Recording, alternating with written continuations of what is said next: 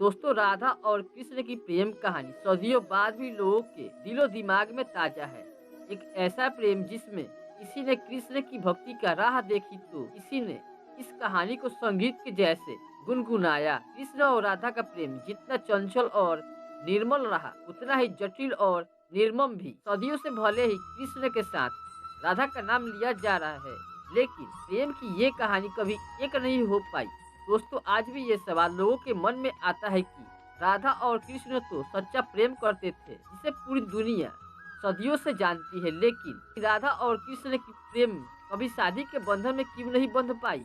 जिस शिद्दत से राधा और कृष्ण ने एक दूसरे को चाहा, वो रिश्ता विवाह तक क्यों नहीं पहुंचा? क्यों संसार की सबसे बड़ी प्रेम कहानी सिर्फ एक कहानी बनकर रह गई? आखिर क्यों? क्या वजह थी कि राधा से सच्चा प्रेम करने के बावजूद श्री कृष्ण ने रूपमणि को अपना जीवन साथी बना लिया? उनकी अनेकों पत्नियों का तो उल्लेख मिलता है, लेकिन उनमें कहीं भी राधा का नाम नहीं आता है। इतना ही नहीं, श्री कृष्ण के साथ तमाम पुराणों में राधा का नाम नहीं मिलता है।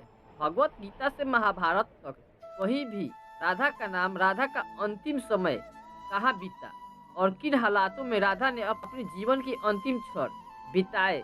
जिस राधा को कृष्ण की परछाई समझा जाता था, उसका क्या हुआ? कहाँ गई वो राधा जिनके जीवन में जिसके बिना कृष्ण अधूरे होते थे और कृष्ण के बिना राधा अधूरी होती थी? ये सब एक रहस्य बन चुका है। राधा का नाम भगवत गीता से लेकर महाभारत तक कहीं नहीं मिलता।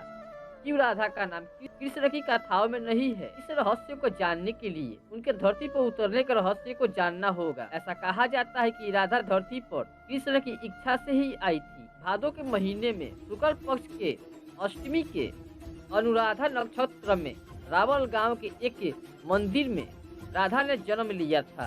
ये दिन राधा के जन्माष्टमी के नाम से मनाया जाता है। कहते हैं कि जन्म के 11 महीनों तक राधा ने अपनी आंखें नहीं खोली थी। कुछ दिन बाद वो बरसाने चली गई, जहाँ पर आज भी राधा रानी का महल मौजूद है। राधा और कृष्ण की पहली मुलाकात भांडीर वन में हुई थी। नंद बाबा जहाँ पर गाय चराते हुए कान्हा को गोद में लेकर पहुँचे थे। कृष्ण की लीलाओं ने राधा की मन में ऐसी छाप छोड़ी कि राधा का तन मन श्याम के रंग में रंग गया। कृष्ण राधा की नजरों से थोड़ी सी दूर क्या होते थे, राधा बेचैन हो जाती थी। वो राधा के लिए प्राणवायु की तरह ही थे, जिसके बिना जीवन का कल्पना करना भी मुश्किल था। सुदामा ने दिया था राधा को श्राप। कहते हैं कि राधा को कृष्ण से दूर होने का श्राप किसी और ने नहीं बल्कि सुदामा जी ने दिया था। वही सुदामा जो कृष्ण के सबसे प्रिय मित्र थे, जिसकी मित्रता में श्री कृष्ण ने सुदामा को 3 लोक दान में दे दिया था। सुदामा के श्राप के चलते ही कृष्ण को 11 वर्ष की उम्र में ही वृंदावन छोड़कर मथुरा जाना पड़ा था। कृष्ण और राधा दोनों एक साथ निवास करते थे। एक बार राधा की अनुपस्थिति में कृष्ण बिरजा नामक एक गोपी के साथ विहार कर रहे थे।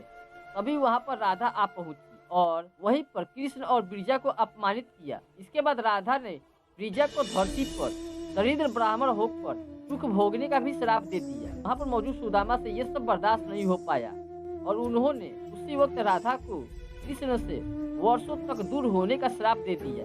100 साल बाद जब वे लौटे तब बाल रूप में यशोदा माता के घर प्रवेश किया। वहां रहे और बाद में सबको मोक्ष देकर खुद भी गोलोक लौट गए। श्री कृष्ण ने क्यों नहीं किया राधा से विवाह? श्री कृष्ण की होकर उनके ना हो पाने का मलाल राधा को हमेशा रहा। अंतिम समय में राधा ने अपनी अर्धांगिनी ना बनाने का कारण पूछा तो श्री कृष्ण बिना कुछ कहे वहां से चले गए। राधा क्रोधित हो गई और चिल्लाकर ये सवाल दोबारा किया।